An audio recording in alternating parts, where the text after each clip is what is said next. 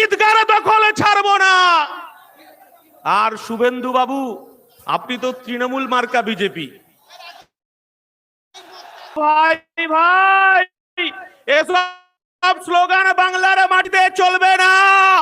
এ বাংলার মাটি দুর্জয় ঘাঁটি, এ বাংলার মাটি রবীন্দ্রনাথের মাটি, এ বাংলার মাটি নেতাজির মাটি, এ বাংলার মাটি আসফাকুল্লার মাটি, এ বাংলার মাটি ক্ষুদিরামের মাটি, এ বাংলার মাটি মেদিনীপুরের সতীশ সামন্তর মাটি, এ বাংলার এ বাংলার মাটি দুর্জয় ঘাটি, এ বাংলায় কাজী নজরুলের শ্যামা সঙ্গীত আমার হিন্দুদের মন্দিরে বাজে, আর মুসলমান পাড়ার মসজিদের আজানে আমার হিন্দু পাড়ার ঘুম ভাঙে। মমতা বন্দ্যোপাধ্যায়, আপনি যতই এজেন্ট শুভেন্দুকে ছেড়ে রাখুন, এ বাংলায় কাজ হবে না। আমার ইন্ডিয়ান সেকুলার ফ্রন্ট আওয়াজ তুলেছে, মোরা বিনতে দুইটি কুসুম, হিন্দু মুসলমান, মুসলিম তারে নরমণি, হিন্দু তাহার প্রাণ। আর আমার দলের পৃষ্ঠপোষক আমাদেরকে শিক্ষা দিয়েছে, নানা ভাষা, নানা মত, নানা পরিধান, বিবিধের মাঝে দেখো মিলন মহান। আমার ইন্ডিয়ান সেকুলার ফ্রন্ট বলছে, এই বাংলার আমার হিন্দু মায়েরা, হিন্দু বোনেরা মন্দিরে গিয়ে ঘন্টা বাজিয়ে পুজো করবে, আমার মুসলমান ভাইরা মাথায় টুপি পরে মসজিদে গিয়ে নামাজ পড়বে, আর আমার মতুয়া ভাইরা তারা ডঙ্কা বাজিয়ে হরিচাঁদ গুরুচাঁদের পুজো করবে, আর আমার সাঁওতাল ভাইরা, আমার আদিবাসীরা ভাইরা তারা ডঙ্কা বাজিয়ে টুসু পুজো পুজো করবে, আর জল জমি জঙ্গলের অধিকার নিয়ে রাস্তায় থাকবে, আর আমার খ্রিস্টান ভাইরা গির্জায় গিয়ে প্রার্থনা করবে। আমরা এই সম্প্রীতির বাংলা দেখতে চাই। মমতা বন্দ্যোপাধ্যায় যখন আমার চেয়ারম্যান, এই বাংলার অধিকার, এই বাংলার যুব সমাজের কর্মসংস্থান, এই বাংলার খেটে খাওয়া মানুষের কর্মসংস্থান, এই বাংলার আশা কর্মী, এই বাংলার অঙ্গনারী কর্মী, এই বাংলার জিআরএস, এই বাংলার সিভিক পুলিশ, এই বাংলার প্যারা টিচারদের যখন অধিকার নিয়ে রাস্তায়, যখন আমার চেয়ারম্যান বলছে কেন ওবিসি বাতিল করে দেওয়া হলো, ওবিসির অধিকারে ফেরত দিতে হবে, কেন ভুয়ো এসসি এসটি সার্টিফিকেট দেয়া হবে, যখন আমার চেয়ারম্যান বলছে আমার কলকাতার রাজপথে আমি একটা ধর্ণা মঞ্চ করতে চাই, মমতা বন্দ্যোপাধ্যায় আপনি আমাকে একটা 10 ফুট বাই 10 ফুটে মঞ্চ বাজারে জায়গা দিন, তখন মমতা বন্দ্যোপাধ্যায় হাজার হাজার পুলিশ লেলিয়ে আমার চেয়ারম্যানকে, যখন এই বাংলার মানুষের, বাংলার পিছিয়ে পড়া মানুষের যখন অধিকার নিয়ে লড়াই হচ্ছে, তখন লাথি মারতে মারতে আমাদেরকে জেলে নিয়ে গেছে, 42 দিন জেল কাটিয়েছে। মাননীয় মুখ্যমন্ত্রী, আমার নেতা সিদ্দিকুল্লাহ চৌধুরী নয়, আমার নেতা বাইরন বিশ্বাস নয়, আমরা টাকার কাছে মেরুদণ্ড বিক্রি করতে আসিনি। এই বাংলার পিছিয়ে পড়া, এই বাংলার আদিবাসী, এই বাংলার অধিকার প্রতিষ্ঠা করার লক্ষ্যে 2026-এ বোমাগুলি পিস্তলের বিরুদ্ধে আমার দলের সেনাপতিরা খালি পায়ে খেলবে, আর রেফারি করবে আমার নওশাদ সিদ্দিকী। মমতা বন্দ্যোপাধ্যায়, আপনাকে বলতে চাইছি, আপনি কর্মসংস্থানের কথা বলেন না? 2011 সালের আগে এই পশ্চিম বাংলার বামফ্রন্ট সরকারকে সরিয়েছিলেন মমতা বন্দ্যোপাধ্যায়। এই বাংলার মানুষ রেজবানুর রহমানকে ভুলে যায়নি। তৎকালীন মুখ্যমন্ত্রী ছিলেন বুদ্ধদেব ভট্টাচার্য। মাননীয় মুখ্যমন্ত্রী তখন কলকাতার রাজপথে আপনি বুকে প্ল্যাকার্ডে ঝুলিয়ে একদিকে রিজবানুর মা, একদিকে রিজবানুর দাদাকে, আর যারা বৃদ্ধজন তাদেরকে মোমবাতি নিয়ে মিছিল করেছিলেন। আপনি ইনসাফ দেবেন বলেছিলেন, বাংলার মায়েরা কাঁদছে, আপনি লক্ষ্মী ভান্ডার দিয়ে কিনতে পারবেন না। এই বাংলার তিলোত্তমার বিচার চাইছে মমতা ব্যানার্জি, এই বাংলার বিচার চাইছে, তামান্নার বিচার চাইছে, এই বাংলা বিচার চাইছে, হাসখালির বিচার চাইছে। মমতা বন্দ্যোপাধ্যায় আজকে সংবিধান প্রণেতার বংশধর এই মঞ্চে আছে। আমরা সংবিধান হাতে করে বলতে চাইছি, এই দেশের প্রধানমন্ত্রীর কাজ কি মন্দির মসজিদ তৈরি করা? এই বাংলার মুখ্যমন্ত্রীর কাজ কি মন্দির মসজিদ তৈরি করা? মাননীয় মুখ্যমন্ত্রী, আপনি শুভেন্দু অধিকারীকে দিয়ে আপনি বলতে চাইছেন ধর্ম ধর্ম খেলা করতে চাইছেন। 1992 সালে ফিরে যান। এই বাংলার মুখ্যমন্ত্রী ছিল জ্যোতি বসু।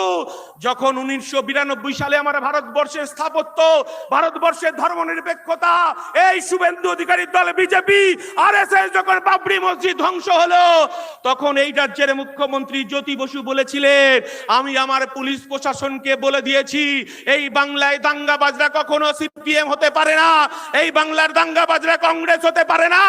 আমি আমার প্রশাসনকে বলে দিয়েছি মাথা লক্ষ্য করে গুলি করতে। আমরা বলতে চাইছি এ বাংলাকে ভাগ করা যাবে না। মমতা বন্দ্যোপাধ্যায়, আপনি ভেবেছেন এই এসআইআর এর মধ্য দিয়ে আমার এই বাংলার সংখ্যালঘু মুসলমানে তাদের অধিকারে কবরস্থান, তাদের ঈদগাহ, তাদের মসজিদ, তাদের মাদ্রাসা আপনি 5 দিনের নোটিশে আপনি দখল দিতে চেয়েছিলেন বিজেপিকে। আমার দলের চেয়ারম্যান নওশাদ সিদ্দিকী, আমরা ওয়াকফ বোর্ডে ছুটে গেছি। সেদিনকে আমরা ওয়াকফ বোর্ডকে বলে এসেছি এই বাংলার অধিকার, এই বাংলার অধিকারকে কেড়ে নেওয়া যাবে না। তাই মুসলমান সমাজ তারা বুক দিয়ে লড়াই করছে। আপনি বলছেন এখানে মিছিল করা যাবে না, মিটিং করা যাবে না, দিল্লিতে গিয়ে মিটিং করতে হবে মমতা বন্দ্যোপাধ্যায়। আর আপনি এসআইআর নিয়ে যে কথাটা বলতে চাইছেন, আপনি বলেছিলেন আপনার লাশের উপর দিয়ে এসআইআর হবে, বলেছিলেন তো? বলেছিল না?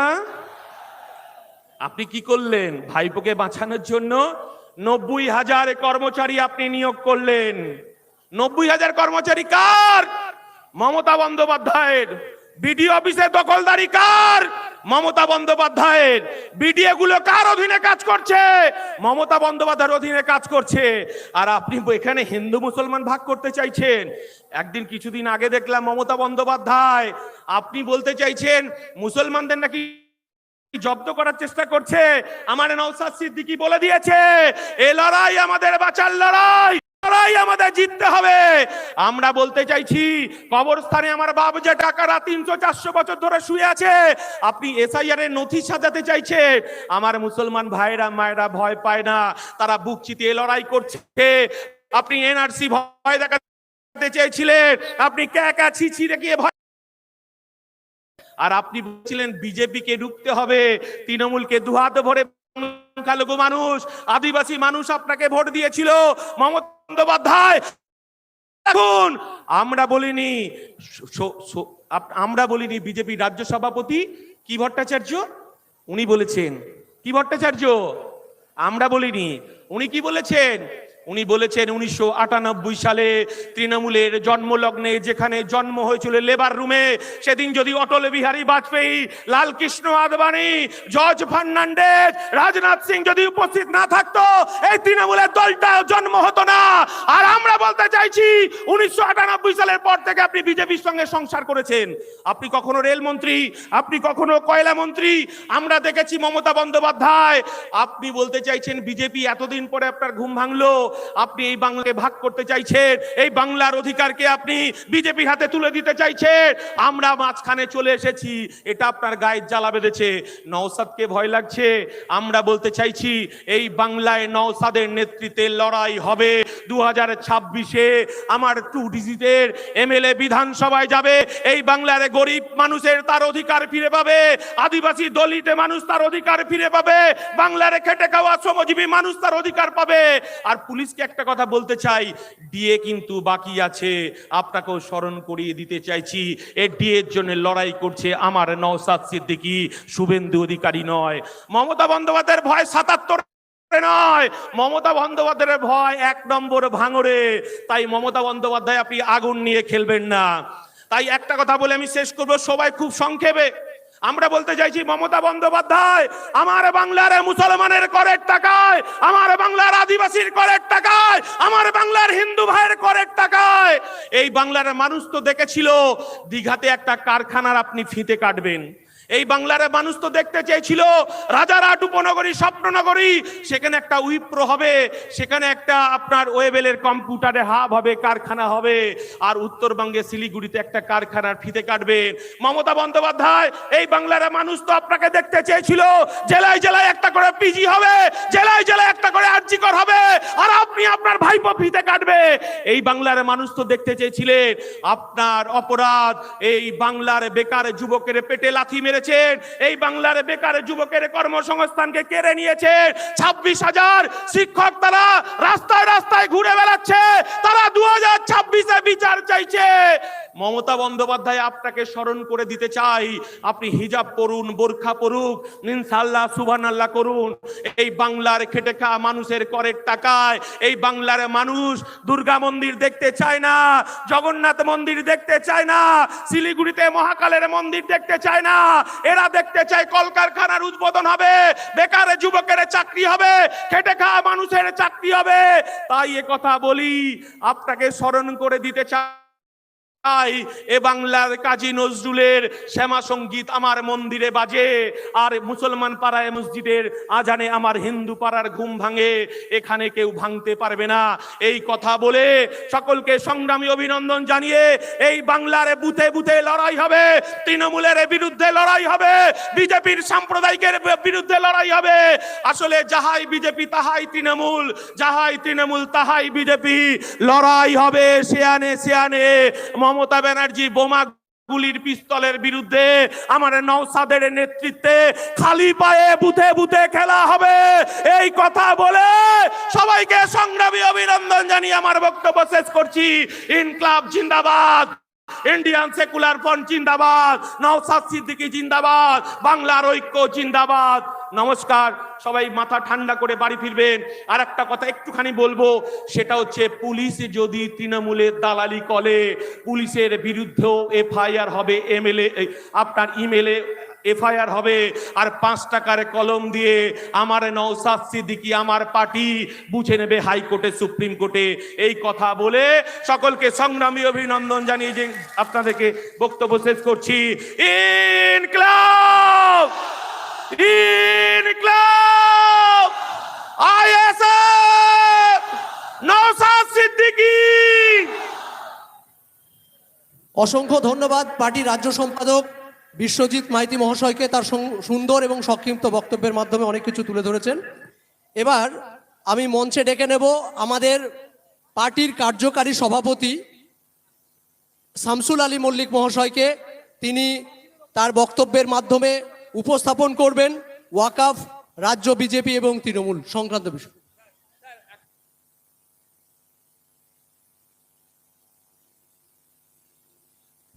হ্যালো, দুটো ঘোষণা দেব।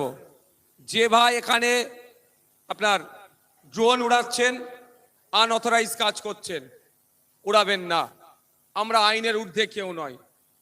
ড্রোন উড়াতে গেলে পারমিশন নিতে হয়, আমাদের পার্টির পক্ষ থেকে এই ধরনের কোনো আমরা পারমিশন নিইনি। সুতরাং ব্যক্তিগতভাবে কোনো চ্যালেঞ্জ উড়াচ্ছেন, সম্পূর্ণ আইন বহির্ভূত কাজ করছেন। আমাদের পার্টি শিষ্টাচারের কথা বলে, হয়তো ড্রোন উড়ালে দেখতে ভালো লাগবে, কিন্তু আইনের ঊর্ধ্বে আমরা কেউ নয়, উড়াবেন না। দ্বিতীয় কথা, একটি বাচ্চা এই ভিড়ের মধ্যে, আমি ওই জন্য বাচ্চা আনতে মানা করেছিলাম, এখন মিসিং হয়েছে। আচ্ছা, বাচ্চাটা আমাদের স্টেজে আছে, আমরা গ্রিন রুমে পাঠিয়ে দিচ্ছি। আপনারা পিছন দিক থেকে গ্রিন রুম থেকে আপনারা বাচ্চাকে নিয়ে যাবেন।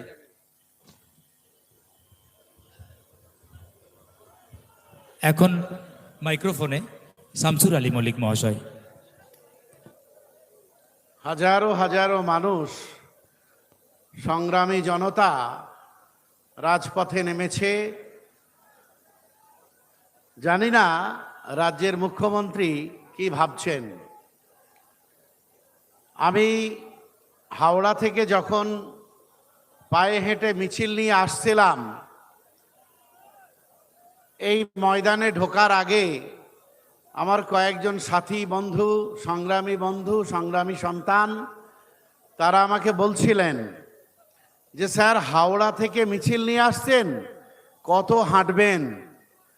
আমি তাকে বললাম যে রাজ্যে একটা ন্যায়ের সরকার, এই মমতা ব্যানার্জির গুরুদেব, এই মমতা ব্যানার্জির গুরুদেব আপনারা অনেকেই জানেন, সন্ত্রাসী সিদ্ধার্থ শঙ্কর রায় এই মমতা ব্যানার্জির গুরুদেব ছিলেন, এবং বাংলায় কি সন্ত্রাস তিনি চালিয়েছেন সেটা বাংলার লোকেরা জানে। তো সেই সন্ত্রাসের সরকারকে, সেই অন্যায়ের সরকারকে আমরা এভাবে রাজপথে হেঁটে হেঁটেই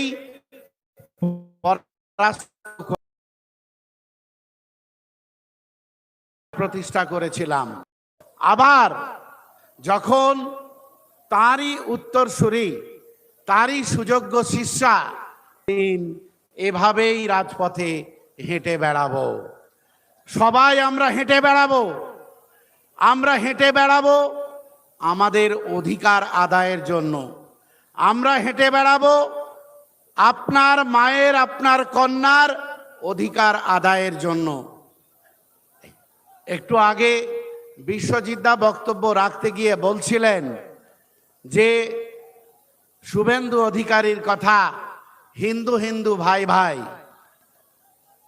শুভেন্দু অধিকারীর উদ্দেশ্যে বা যারা মনে করেন শুভেন্দু অধিকারীরা ঠিক স্লোগান দিচ্ছেন হিন্দু হিন্দু ভাই ভাই, যদি হিন্দুদের ঐক্য তৈরি হয় তাহলে তো ভাই কারোর আপত্তি থাকার কথা নেই।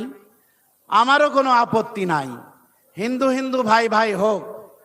কিন্তু শুভেন্দু অধিকারী তার কাঁথি শহরে যে পেট্রোল পাম্প আছে, শুভেন্দু অধিকারীর উদ্দেশ্যে বলতে চায়, আপনি হিন্দু হিন্দু ভাই ভাই স্লোগান দিন, আপনার ওই 5 কাউন্টার বিশিষ্ট যে বড় পেট্রোল পাম্পটা আছে সেই পেট্রোল পাম্পে আপনি একটা বড় ব্যানার লাগান, হিন্দু হিন্দু ভাই ভাই, মুসলমানের তেল নাই। ও মুসলমানের সঙ্গে তেলের ব্যবসা করব আর হিন্দু হিন্দু ভাই ভাই স্লোগান দেব। শুভেন্দু অধিকারীরা হিন্দু রাষ্ট্রের স্লোগান দিচ্ছে, ভাই কারোর আপত্তি আছে যদি হিন্দু রাষ্ট্র করতে পারো? ভারতবর্ষের মানুষ করতে তোমাদের দেবে না, দেশের মানুষ তো দেবে না, সেটা তো অন্য প্রশ্ন। আমার ব্যক্তিগতভাবে কোনো আপত্তি নেই, কিন্তু শুভেন্দু অধিকারীদের কাছে প্রশ্ন, তোমরা যে হিন্দু রাষ্ট্র গঠন করবে সেই হিন্দু রাষ্ট্রে কি তোমরা মোদি এই গ্যারান্টি দিতে পারবে, অমিত শাহ এই গ্যারান্টি দিতে পারবে যে মুসলমানরা না হলে টায়ার পাংচার সারিয়ে তারা খাবার জোগাড় করে, তারা আজীবন টায়ার পাংচারই সারিয়ে যাবে? তোমাকে তা নিয়ে ভাবতে হবে না। তুমি যে সরকারে আছো, তুমি গ্যারান্টি দাও আমার প্রত্যেকটা ঘরের হিন্দু সন্তানের কর্মসংস্থানের ব্যবস্থা করতে পারবে? সে গ্যারান্টি তুমি দিতে পারবে না। তুমি গ্যারান্টি দিতে পারবে যদি হিন্দু রাষ্ট্র গঠিত হয় তাহলে মুসলমান, খ্রিস্ট থেকে আরম্ভ করে আদিবাসী, অন্যান্য জনজাতির যত মানুষ আছে তারা 60 টাকা মিনিকিট চাল কিনে খাবে, আর হিন্দু ঘরের সন্তান, হিন্দু ঘরের বাপ ভাইয়েরা তারা 30 টাকা কেজি চাল কিনে খাবে। এই গ্যারান্টি তুমি দিতে পারবে শুভেন্দু অধিকারী? তবে হিন্দু রাষ্ট্র গঠনের কথা বলো। হিন্দু রাষ্ট্র গঠনের কথা বলছো, হিন্দু হিন্দু ভাই ভাইয়ের কথা বলছো, আমাদের কোনো আপত্তি নেই। আমি ব্যক্তিগতভাবে বা আমার পার্টির চেয়ারম্যান ব্যক্তিগতভাবে আমরা দায়িত্ব নিয়ে বলছি, আমার মনে হয় এই মুহূর্তে ভারতবর্ষে হাতে গোনা কয়েকটা রাজনৈতিক দল আছে যারা সেকুলারিজমকে প্র্যাকটিস করে, যারা ধর্মনিরপেক্ষতা প্র্যাকটিস করে। শুভেন্দু অধিকারীদের উদ্দেশ্যে জানাতে চাই, আরজি করে তিলোত্তমা বিচার পেল না কেন? যদি হিন্দু হিন্দু ভাই ভাই হয় তাহলে তিলোত্তমার বাবা তো নওশাদ সিদ্দিকীর বংশধর ছিলেন না? তিলোত্তমার বাবা তো আমাদের মাহিউদ্দিনের বংশধর নয়, তিলোত্তমার বাবা তো আমার বংশধর নয়, আমার ধর্মের অনুসারী নয়। তিলোত্তমার বাবা তাহলে কেন বিচার পেল না? হিন্দু হিন্দু ভাই ভাই স্লোগান দেওয়ার আগে শুভেন্দু অধিকারীকে জবাব দিতে হবে। এভাবে হিন্দুদের বোকা বানানোর চেষ্টা করছে শুভেন্দু অধিকারীরা। আর ঠিক সেই সময় আরএসএস এর দুর্গা মমতা বন্দ্যোপাধ্যায় তিনি নিজেকে বড় হিন্দু প্রমাণ করার জন্য নানান কর্মসূচি নিচ্ছেন। ভাই আপনারা বলুন, এ রাজ্যের বাঙালি হিন্দুরা, তাপসদা আছেন, বিশ্বজিৎদা আছেন, তারা বলবেন, আপনারাও বলুন, এ রাজ্যের বাঙালি হিন্দুরা দুর্গা পুজো করার জন্য কোনোদিন সরকারের থেকে 5 টাকা চেয়েছিল? কোনোদিন টাকা চাইনি। এই বছরে 1,10,000 টাকা করে 44,000 পুজো কমিটিকে টাকা দেয়া হয়েছে। কেন? এই 1,44,000 পুজো কমিটিকে 1,10,000 করে টাকা দিলে কত টাকা হয়? সেই টাকায় কত শিক্ষা প্রতিষ্ঠান হতে পারত, কত কল কারখানা হতে পারত, কত প্রফেশনাল কলেজ হতে পারত। এগুলো উনি করবেন না, উনি আসলে বোকা বানাচ্ছেন। আমি আপনাদের কাছে আরো 2-1টা প্রশ্ন তুলব, প্রশ্ন রাখব। উনি দুর্গা অঙ্গন করেছেন জানেন তো? সল্টলেকে দুর্গা অঙ্গন করেছেন আপনারা জানেন তো? শিলান্যাস করেছেন কয়েকদিন আগে। এত দুর্গা মণ্ডপ রয়েছে, এত দুর্গা মন্দির রয়েছে সরকারি টাকায়, যেখানে বিজেপিও ভয় পায়। আমাদের সংবিধানে যেহেতু কোনো অপশন নেই যে সরকারি খরচে ধর্ম করা যাবে, সেখানে মমতা বন্দ্যোপাধ্যায় ওসব ভয় পান না। দুর্গা অঙ্গনে শিলান্যাস করেছেন, কেন এত তাড়াহুড়ো করলেন আপনারা জেনে রাখুন। দুর্গা অঙ্গন যে জমিতে হয়েছে, একরের পর একর জমি, সেই জমি আসলে সল্টলেকের জমি আপনারা জানেন, ওটা হচ্ছে এসইজেডের জন্য নেওয়া জমি, অর্থাৎ স্পেশাল ইকোনমিক জোন, অর্থাৎ ওখানে বসবাসের জায়গা ছাড়া সল্টলেকে কোনো ধর্মালয়ও তৈরি করা যাবে না। তাই অনেক লড়াই করেও মসজিদ তৈরি করতে পারেনি, ঈদগাহ তৈরি করতে পারেনি, ওখানে উনি দুর্গাঙ্গন তৈরি করলেন। কেন জানেন? ওটা হচ্ছে বিশেষ অর্থনৈতিক অঞ্চল। এই বিশেষ অর্থনৈতিক অঞ্চলে অর্থনৈতিক উন্নয়নের কাজ ছাড়া আর কোনো কাজ করা যাবে না। বোধহয় মমতা ব্যানার্জি ভাবছেন আমার যাওয়ার পালা এসেছে, তাই তাড়াতাড়ি ওটা দুর্গা অঙ্গন করে দাও, যাতে অর্থনৈতিক অঞ্চল আর না থাকে। আপনারা জানেন মহাকালের মন্দির, শিলিগুড়িতে মহাকালের মন্দির হয়েছে, সেখানে শিলান্যাস করেছেন। আপনারা জানেন কিনা জানি না, আমি জানানোর জন্য বলছি। এই যে মহাকালের মন্দির যেখানে হবে, সেই জমিটা নেওয়া হয়েছিল এ রাজ্যে বাম সরকারের আমলে, যখন পৌরমন্ত্রী ছিলেন অশোক ভট্টাচার্য, তখন ওখানে শিল্প তৈরি করার জন্য, শিল্প নিগম তৈরি করার জন্য, শিল্প তৈরি করার জন্য ওই জমি নেওয়া হয়েছিল। মমতা ব্যানার্জি চান না এই বাংলার উন্নয়ন, তাই মমতা ব্যানার্জি দেখলেন আমার সরকার চলে গেলে, নওশাদ সিদ্দিকীদের সরকার, জোটের সরকার যদি এসে যায়, তাহলে এই ফাঁকা জমিতে শিল্প হয়ে যাবে, সবার হাতে কাজ এসে যাবে, এসইজেডে সবার হাতে কাজ এসে যাবে। তাই তাড়াতাড়ি ওখানে কিন্তু উনি মহাকালের মন্দিরে শিলান্যাস করে দিলেন।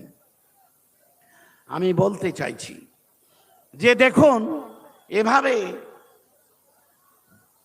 মমতা বন্দ্যোপাধ্যায় একটার পর একটা মানুষের যে অর্থনৈতিক অধিকার, সেই অর্থনৈতিক অধিকারকে কেড়ে নেওয়ার চেষ্টা করছেন। আমরা নীরবে দেখছি। আর দায়িত্ব নিয়ে বলছি যে ওয়াকফ আইন পাস হওয়ার পরে, ওয়াকফ আইন পাস হওয়ার পরে এই ওয়াকফ আইনের বিরুদ্ধে পশ্চিম বাংলায় কেউ প্রতিবাদ করেননি, এ কথা আমি বলছি না। পশ্চিম বাংলায় একমাত্র রাজনৈতিক দল আইএসএফ এবং তার চেয়ারম্যান নওশাদ সিদ্দিকী সাহেবের নেতৃত্বে, আমাদের প্রিয় ছোট ভাইজানের নেতৃত্বে এই সারা বাংলায় কম বেশি 400-র ওপরে মানুষকে সচেতন করার সভা এবং আন্দোলন করা হয়েছে। উনি কলকাতার বুকে গ্রেপ্তার পর্যন্ত হয়েছেন, সরকার গ্রেপ্তার পর্যন্ত করেছে। আর তাই মমতা ব্যানার্জি বললেন যে নওশাদ সিদ্দিকী তো লড়াই করছে, তাহলে চলো একটা বার্তা দিই। মুর্শিদাবাদের মতো জেলা, সেখানে গিয়ে মমতা ব্যানার্জি বলে এলেন যে ওয়াকফ সম্পত্তি আমি সুরক্ষিত রাখবো, ওয়াকফ সম্পত্তি নিয়ে কেউ গুলোগুলি করবে না। যদি ওয়াকফ সম্পত্তি নিয়ে কেউ গুলোগুলি করো তাহলে আমি হব তার সবচাইতে বড় শত্রু। মমতা ব্যানার্জি আমাদের পরামর্শ দিলেন, বাংলার মানুষকে, বাংলার সংখ্যালঘু মুসলমানদের পরামর্শ দিলেন, ওয়াকফ নিয়ে যদি তোমাদের আন্দোলন করতে হয় তাহলে দিল্লিতে গিয়ে আন্দোলন করো। ভালো কথা। আমি এই কথা বলেই আপনাদের শেষ করব। আপনাদেরও শপথ নিতে হবে। সামনের ভোট আসছে, বিধানসভা নির্বাচন আসছে। আমি কোথায় আন্দোলন করব মমতা ব্যানার্জি সেটা ঠিক করে দিতে পারেন না। আপনার আব্বার কবর চলে যেতে পারে, আপনার আম্মার কবর চলে যেতে পারে, আপনার মসজিদ চলে যেতে পারে, আপনার খানকা চলে যেতে পারে, আপনার ঈদগাহ চলে যেতে পারে।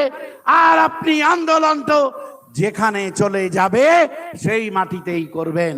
মমতা ব্যানার্জির দলের লোকেরা যখন ভোটের সময় আপনার দরজায় গিয়ে ভোট চাইবে, তখন দরজার সামনে প্ল্যাকার্ড টাঙিয়ে রাখবেন, দরজার সামনে একটা নোটিশ টাঙিয়ে রাখবেন, দরজার সামনে লিখে রাখবেন ওয়াকফ আন্দোলন আমরা এখানেই করব, আর তোমাদের যদি ভোট চাইবার দরকার হয় তাহলে তোমরা দিল্লি চলে যাও, দিল্লি চলে গিয়ে ভোট চাও।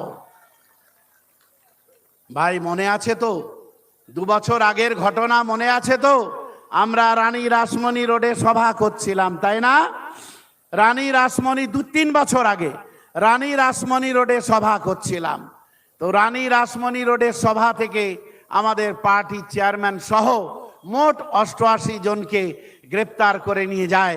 পুলিশ নৃশংস আচরণ করে, রাষ্ট্রশক্তি নৃশংস আচরণ করেছিল আপনাদের সঙ্গে। আপনারা সেদিন ভুলে গেছেন? আপনাদের নিশ্চয়ই মনে আছে, নিশ্চয়ই মনে আছে। গত 2 বছর আমরা যাতে সভা না করতে পারি, তাই গত বছরের আগের বছর অর্থাৎ 2 বছর আগে বলল নেতাজি ইন্ডোর স্টেডিয়ামে হাতে গোনা 50 জনকে নিয়ে জনসভা করো। আমরা অদ্ভুত হয়ে লক্ষ্য করলাম, আমাদের পার্টির চেয়ারম্যান তিনি শৃঙ্খলার কথা বলেন, আর তাই 50 জনকে নিয়েই আমরা কিন্তু সভা করেছিলাম। আপনারা ভুলে যাননি তো? গত বছর আমাদের পার্টির চেয়ারম্যানকে এবং আরো কয়েকজন নেতৃত্বকে তাদেরকে এই মঞ্চে শেষ মুহূর্তেও আসতে দেয়নি, একথা আমরা ভুলে যাইনি। সেদিন আমরা স্লোগান দিয়েছিলাম যে রাষ্ট্রশক্তি তোমরা আমাদের চেয়ারম্যানকে আটকেছো, দেখো সারা রাস্তা জুড়ে, সারা শহীদ মিনার ময়দান জুড়ে হাজারো হাজারো নওশাদ সিদ্দিকী দাঁড়িয়ে আছেন। আর এই নওশাদ সিদ্দিকীরা যে চলে যাচ্ছেন বাড়িতে, এবং আগামী বছর সবাই এক একটা নওশাদ সিদ্দিকী হয়ে এই শহীদ মিনার ময়দানে আসবে। তাই মনে হয় প্রশাসন ভয় পেয়ে গিয়েছিল, তাই প্রশাসন এবার কিন্তু অনেক টালবাহানা করেছে। টালবাহানা করে শেষ অবধি যখন বুঝলো এত নওশাদ সিদ্দিকী যখন ভিড় করবে, তখন আর একটা নওশাদ সিদ্দিকীকে আটকে রেখে লাভ কি? তাই আপনাদের নেতা, আমাদের নেতা, বাংলার সবচাইতে জনপ্রিয় জননেতা নওশাদ সিদ্দিকীকে আটকাতে পারেনি। আর এই হাজারো নওশাদ সিদ্দিকী আজকে প্রমাণ দিচ্ছে মমতা ব্যানার্জি তোমার মৃত্যু ঘণ্টাটা এই নওশাদ সিদ্দিকীরা বাজাবার জন্য এসেছে। লাস্ট কথা আপনাদের বলছি, গত 3 বছর আগে আমার পার্টির চেয়ারম্যান সহ নেতৃত্বকে আটকে রেখেছিল, মনে আছে? কতদিন জেল খাটিয়েছিল মনে আছে? 41 দিন। 40 দিনের দিন জামিন পেয়ে গিয়েছিল, কিন্তু নানান বাহানাতে তাকে আরো একটা দিন আটকে ছিল।